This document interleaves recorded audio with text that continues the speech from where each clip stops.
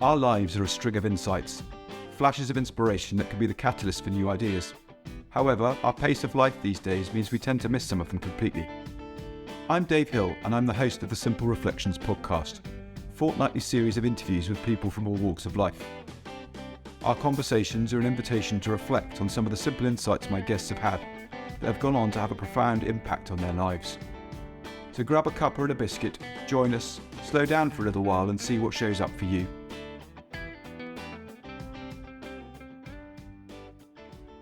Welcome to the next episode of the Simple Reflections podcast. Today I'm joined by Matt Roberts.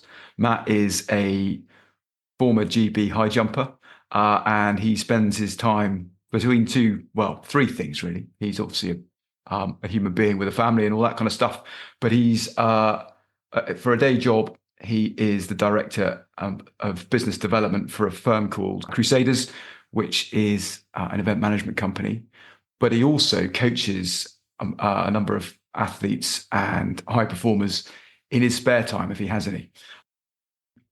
Matt and I have known each other probably about 6 or 9 months now, maybe a little bit more, having been introduced by a mutual friend, Dara Power. Dara thought there might be an interesting project for the three of us to come up with, which just ended up turning up with us having some interesting conversations, and who knows, something may come from that in the future. But so far, he's introduced me to Matt, which is wonderful, and I thought I'd like to introduce him to you today. So, Matt, welcome. Pleasure. Thanks for having me here. You're very, very welcome.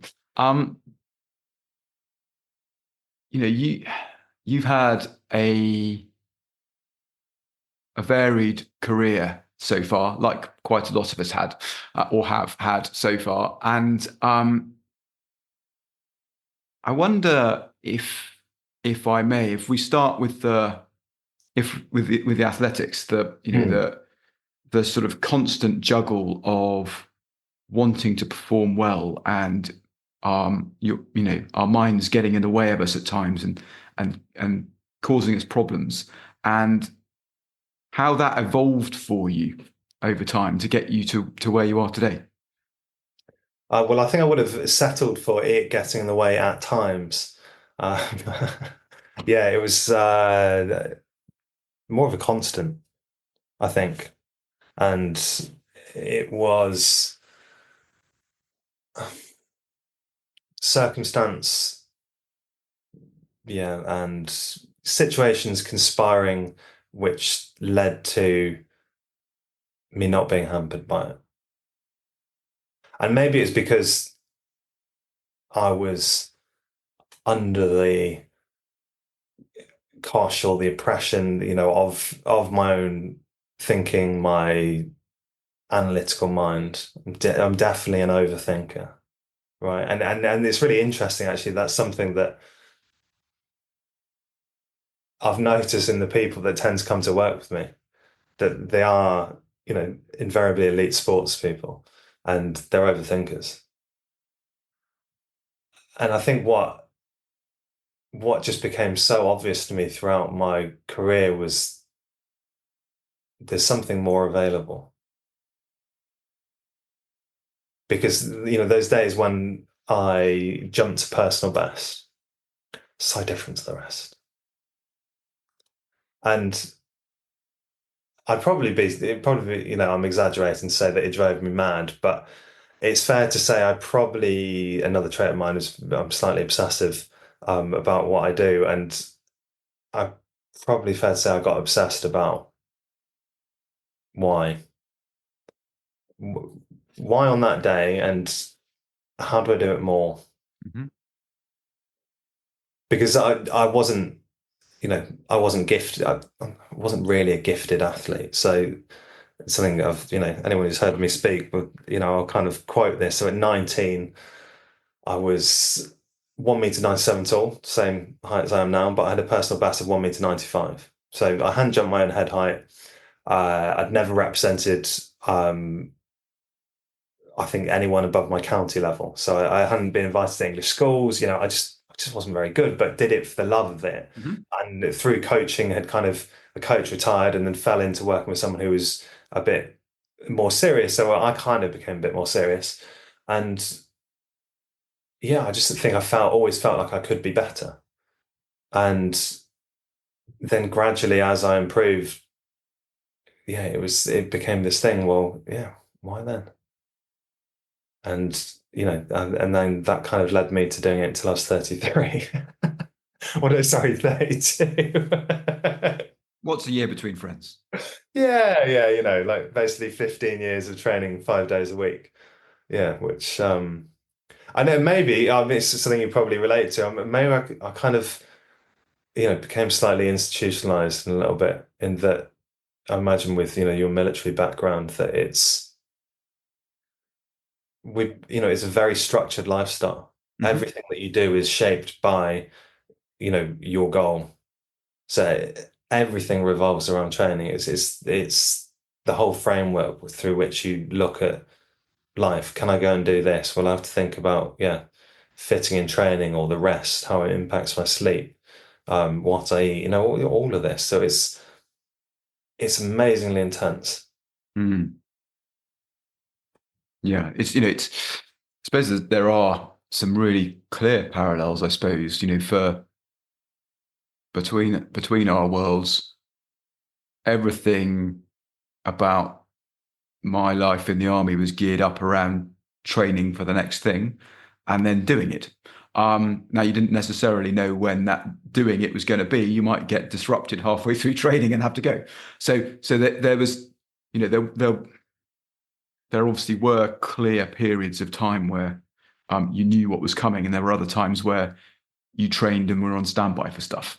And then there was the sort of admin stuff that got in the way, the things that, the career development stuff that needed to happen for everybody, which nobody particularly wanted to do, because it got in the way of what we wanted to do. And there's always this, the sort of tug of war between making sure that everything is set up and stable. I suppose, in your world, nutrition and sleep and stretching and all of those kind of things versus the actual jumping. Yeah, and I think actually, I mean, there's probably a greater tension sort of at play in the fact that, I mean, bar 2 years of my career, I had to work to fund what I was doing. So, and athletics is very, you know, the money in the sport is very top heavy. It's really just the very few at the top, and it was probably better when I was doing it than it is now. So it's it's kind of almost the delayed gratification. It's almost like, suffer now for the glory later, you know, or work hard now so I don't have to, go and work in the events industry, because that's what I was doing. That's how come I work for an events business now, that I was helping, set up and take down events in a kind of freelance basis to fit around my training. Mm-hmm. So, yeah, that takes a toll. Mm. What And would you say? maybe, yeah, sorry, and it may be kind of, I think it maybe almost adds importance or it certainly did in my mind, of making it. Mm. And that then it makes sense then to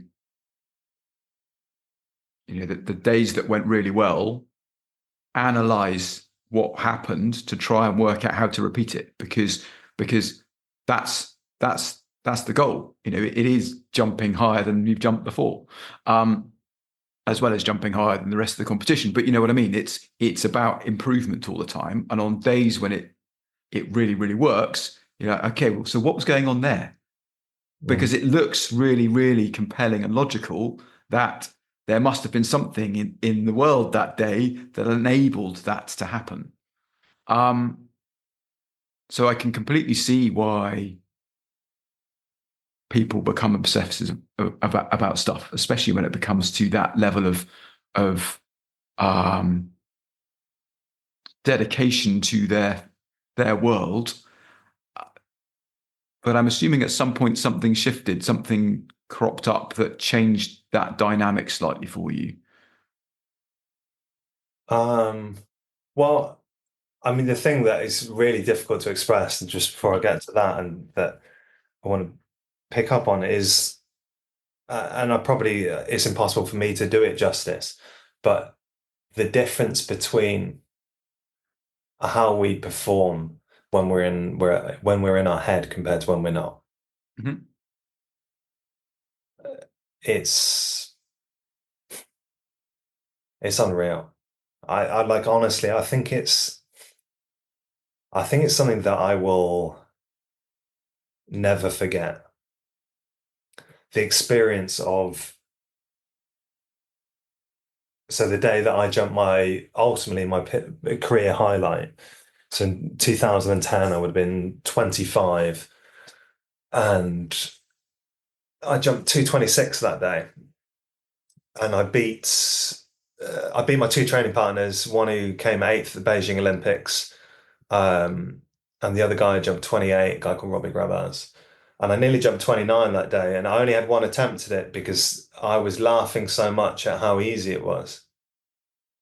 And I literally had to slap my face and wipe the smile off my face so I could have an attempt because I was just like, it was like a cosmic joke. I was like, why hasn't anyone told me that it's this, easy? I've just been trying so hard.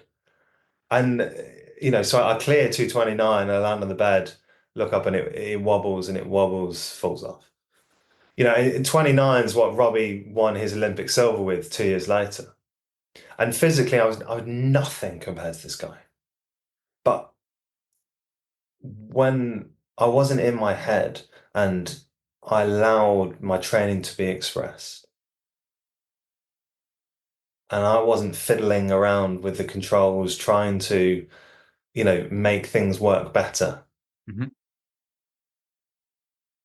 things click. Then and there was an absence of me in that. And it's just extraordinary. And that really, that's the reason why I work with sports people. Hmm. Because I know there is such a vast untapped resource within us. Mm. But yeah, you're exactly right in what you pointed to, in that it set me off on the path of, well, that was just like all my other PBs. Well, you know, what happened for that to happen? Recreate it, and it was like, oh well, I was trying too hard in that competition, and then I said to my coach, why am I trying too hard? And he said, I don't know.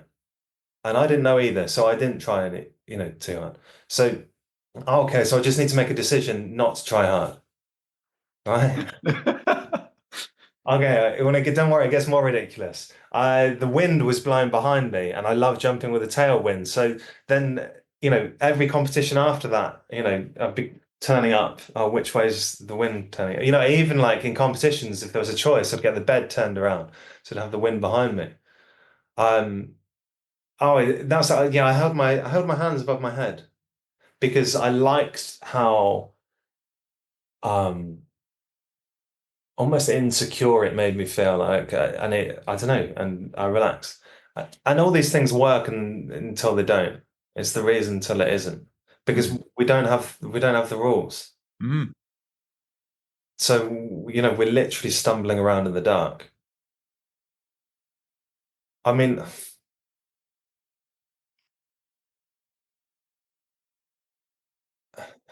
I don't know why it comes to mind, but you know, that whole experience, I mean, you can make an argument that, I spent 15 years of my life, on some level, people say, oh, that's a really healthy thing to do. And it's like, actually, you can make an argument, say, well, I spent 15 years doing a sport which is highly impactful. You're getting 10 times the force and, your body weight and force through your foot.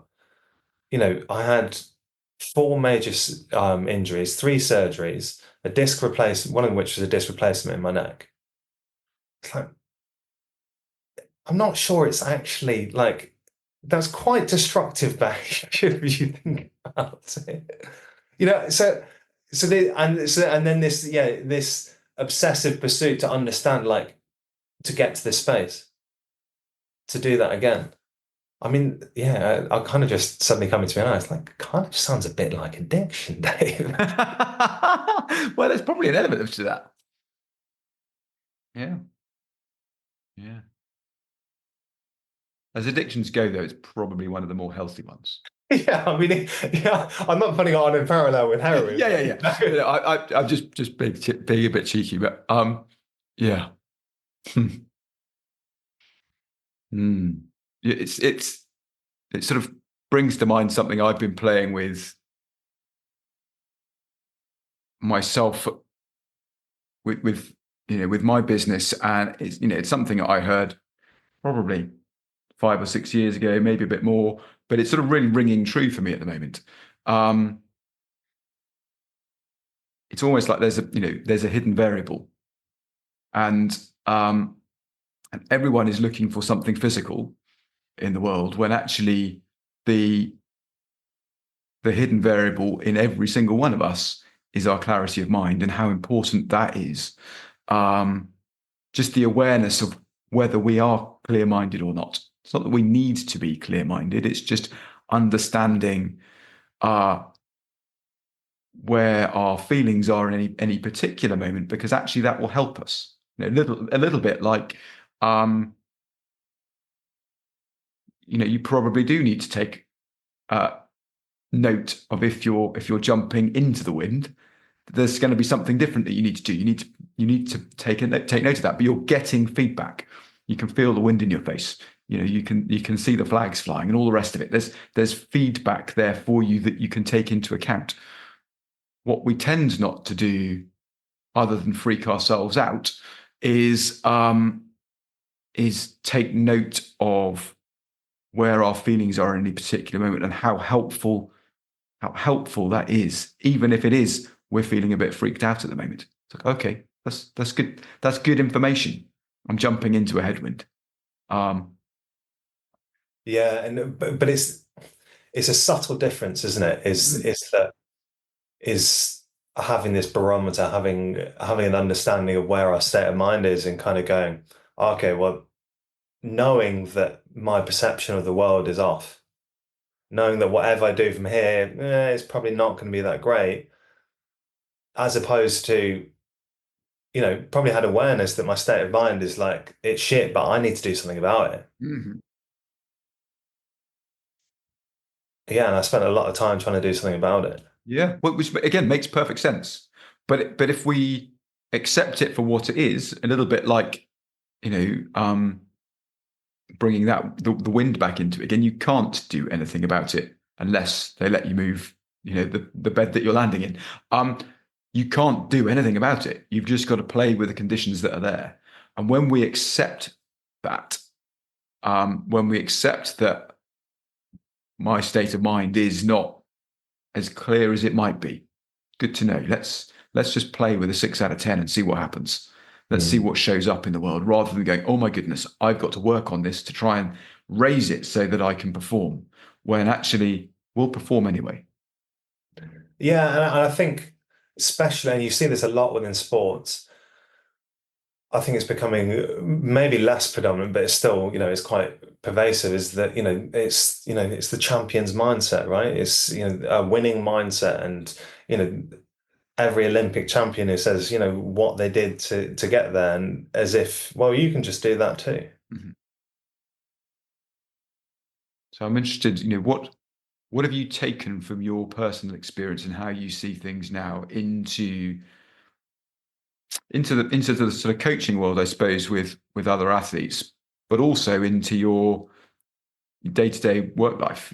How are you seeing the world differently from when you were jumping? Well, in some respects, it's a hard question to answer Mhm. because our worldview just becomes so normal to all of us, right? Mhm. And I think anyone who's kind of perhaps further away from being a teenager, you think back to what it was like to being a teenager, and it's you kind of have to take a moment to really get into that. And it's, I guess, the same for me as being an athlete. I have to really think about how I kind of perceive the world, and it's hard work. Geez, it's hard work.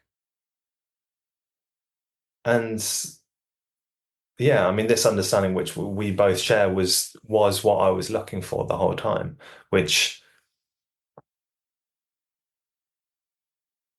when I came across it was just an utter relief and a knowing that this was the reason why. Mm. It was like the missing piece which explained the whole of my career, explained every single performance. And initially, I couldn't have explained that, but I knew it. Hmm. And and then it was, yeah, a rabbit hole that I then had to go down to explore. And yeah, and then at a point I did that training, but I was still working, and then the pandemic happened, and I had no intention of becoming a coach. But I got asked by my old coach to work with someone that he was working with, and through the process of sharing this, I think I probably realized how difficult that was initially. Sharing it. Yeah. Uh-huh. Or at least at the time I found it. So Yeah. there's this huge learning curve, and in a couple of years, it deepened my understanding just immensely. Mm. Because it's the classic. Sid Banks, said that you can't give away what you don't have. You've only got $1 in your wallet, it's all you can give. And so, I mean, that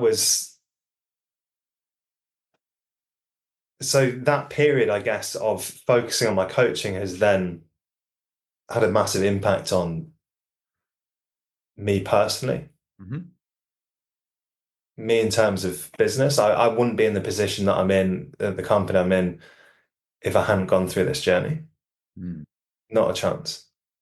Because, state of mind, what you were sharing, that's everything. It, my business is psychological performance, and it is our level of psychological performance in any given moment. Whether that's high jumping or in business. Mm. Because knowing my state of mind crappy is crappy, then okay, well, I step back from maybe a conversation that I'm going to have with an employee. I don't take action. I think that's the biggest difference, right? Is that when we don't have this understanding, we're in a low state of mind, it always looks like a problem that we've got to solve, Hmm. a problem that needs attention.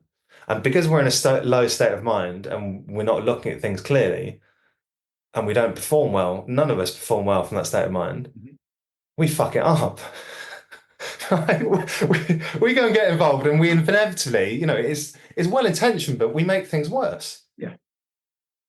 And so the act of not doing, of knowing when to give space,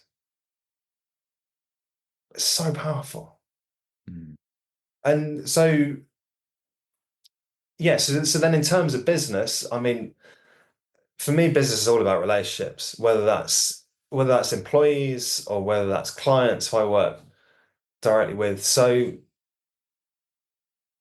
I mean, that's a game changer. It gets me out of my way. It means I don't take things personally. It means that I can listen. I can hear what people want or need. And, from the wider perspective, it gives us vision, right? It's clarity of thought, it's clarity of vision as to problem solving, where to go, you name it. Mm. There isn't anywhere that this doesn't show up or we don't benefit from it. Mm. Yeah. Yeah. And then the coaching aspect, when working with clients, it's just really simple. You know, like in places we were, no one ever told us the rules. No one ever pointed out the freaking obvious. Mm. Like I shared with you, like I'll be turning up to these competitions, like checking, you know, which direction the wind was going. I was like, well, but with just some curiosity and inquiry, it's like, well, what about the other what about when you jumped to PB indoors?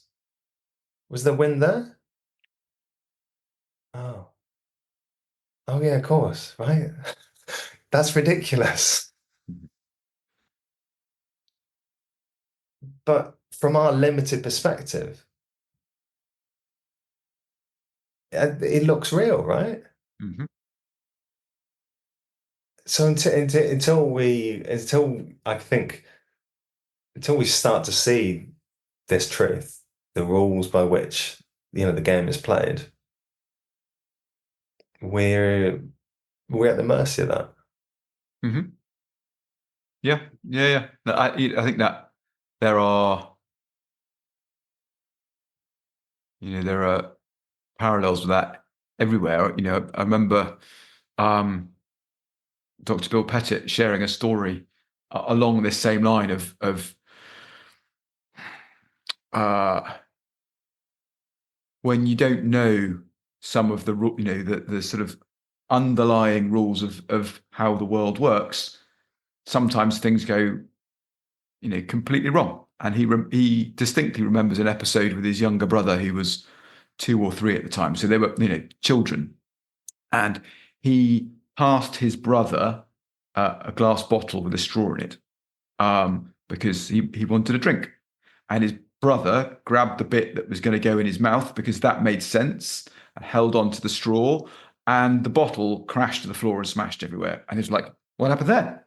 I was holding on to it." The shock of, "Whoa, this doesn't make sense. I was holding on to it. I've even still got a bit." Well, you just don't understand how gravity works. Um, when we get a better handle on things, when we get an embodied understanding of stuff, uh, it then does become something we don't need to consider. Mm. But while we're playing around the edges with it, while we're exploring it, it can look tricky, or it can look like that doesn't stack up. All that concern is just helping us navigate this new world gently until it falls into place, and then we know it and we trust it, and it's there for us. Yeah, and I think there's something so liberating about that, isn't there, in terms of probably as being a coach, but also as a human being, is that the understanding of how things work solves everything, Mhm. right? So, I like to think of it in terms of a compass. I'm either on course or I'm off course. Yeah. That's that's it, right? So if I'm struggling with something, it's like, okay, well, it's a sign like, look, let's just settle down, let's get out of the weeds, let's stop trying to clear the bar. Because when we, in turn use the high jump kind of analogy, I mean, my run up was, let's say, it's about 20 meters long, 8 strides. So I had to hit a mark at a certain speed 20 odd meters out. And then I had to gradually increase the speed and then enter and run a perfect curve, crossing my right foot over my left, get my shoulder back. And then at the peak acceleration, make sure I wasn't too close to the bar. I had to drive my knee up in the air, twist around, do a back somersault, of, over a bar that's a foot above my head, land on all the mat, all in space of 3.5 seconds. You make it sound easy. Right? Yeah. What's What wrong with struggling that? with, right? So the notion that I could consciously carry those things out to perfection is bonkers. Mhm. Just yeah, and I think this is what which is what often isn't naturally apparent is that there is an intelligence or there is a resource beyond what we can consciously do. Mhm.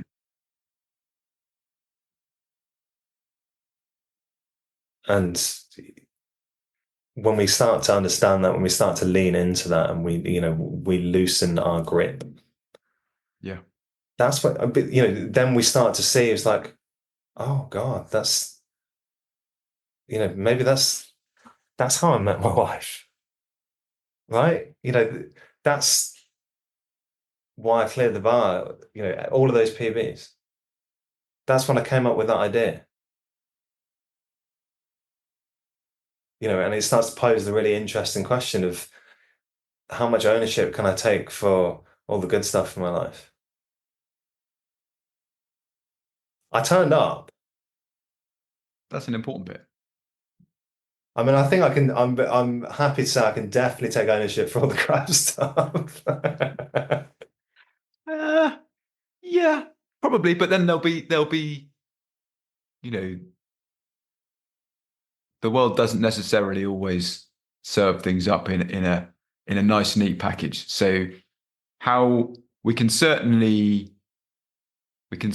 say our interaction with what's going on in the world we can own, but what's Yes. happening in the Yeah. world Yeah. may rock the boat a little bit. But Yeah. I'm not saying beyond my, I guess, yeah, little yeah, sphere. yeah. Hmm. Hmm. I just going back to your bit about loosening the grip. There's sort of two things that spring to mind there, both of which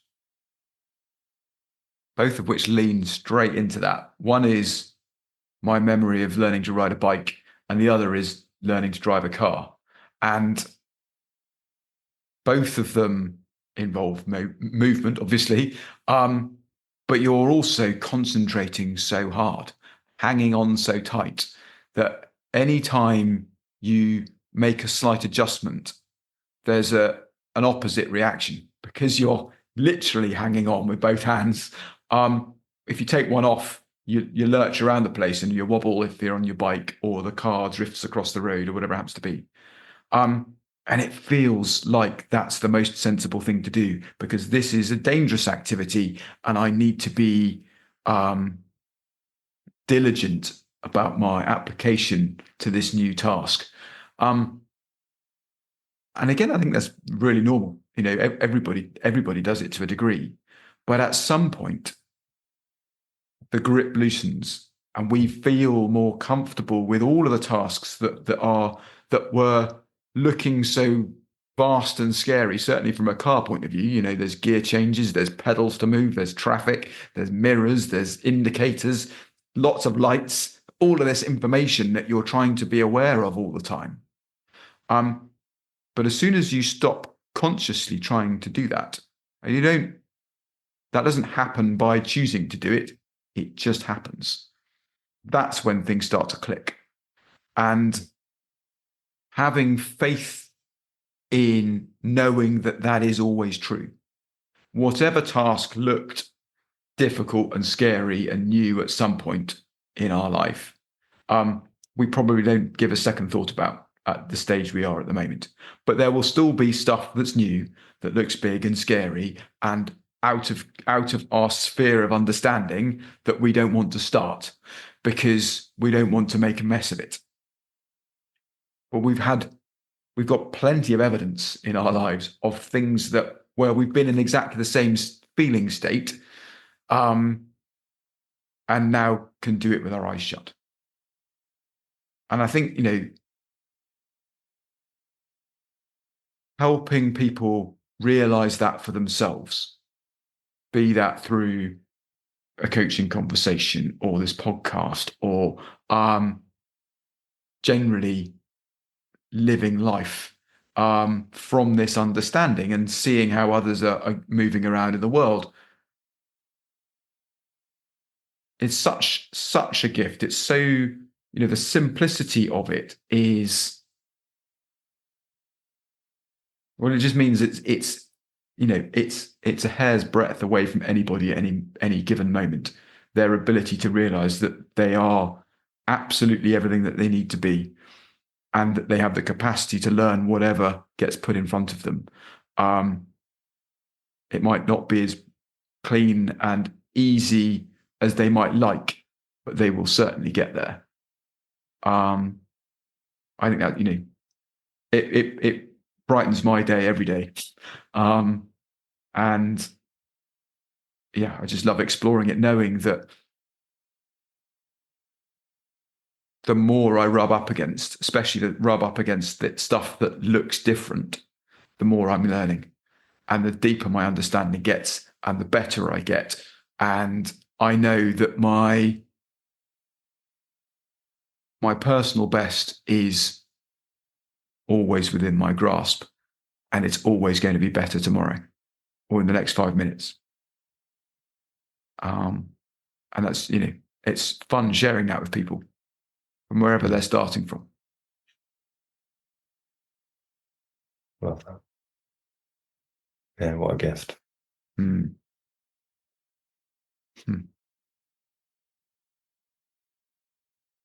Matt, thank you so much. This has been a lot of fun. I know you're a super busy guy. If people wanted to get in touch with you, how would they do that? LinkedIn, Instagram, psychological.performance, or my website, psychologicalperformance.com. And yeah, get in touch. I basically work with a handful of people one-to-one at the moment. So that's cool. Well, thank you so much for joining me today. It's been a lot of fun. Yeah, thanks, Dave. You're very welcome. Before we hit the end credits, I just thought I'd let you know that I'm planning on running a 1-hour workshop in the new year around this business of the hidden variable in a decision-making context. If that's something you're interested in, there'll be a link in the show notes that will take you to a free 10-page PDF that will give you an idea of the direction of which I'm thinking of going. Once you've registered for that, I'll be able to let you know about what's coming up in the new year. And if you've enjoyed the show and you feel like you want to help contribute towards that, then please hit the support the show link. Take care. Thank you for joining us today. If you've enjoyed the conversation, feel free to subscribe and join me and my new guest next time. If you're interested in the work I'm doing, or you think I can be of service to you or your organisation, please email dave@simplicityofmind.co.uk. Remember, see if you can find time to slow down and reflect. Those simple ideas might be worth listening to. Take care, and I hope you can join me in a couple of weeks.